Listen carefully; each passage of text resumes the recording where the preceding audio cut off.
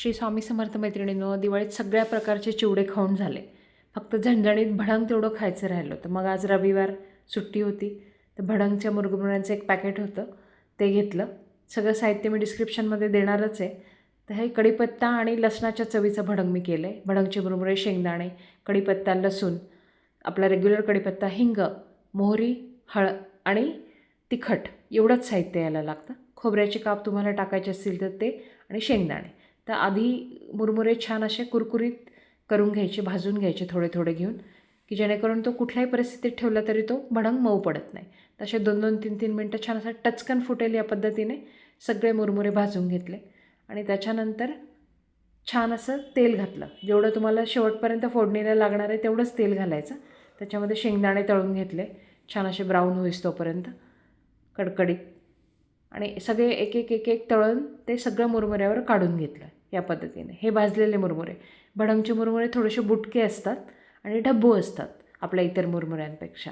त्या पद्धतीने शेंगदाणे तळून घेतले, त्याच्यानंतर खोबरं तळून घेतलं, आणि सगळं एक एक एक एक साहित्य मुरमुऱ्यांवर काढलं, जेणेकरून त्याचं तेल पण त्याच्यामध्ये ॲब्सॉर्ब होतं आणि दुसऱ्या पुन्हा ताटलीला तेल पण लागत नाही. तर या पद्धतीने सगळं तळून तळून मुरमुऱ्यांवर टाकून घेतलं एक एक करून.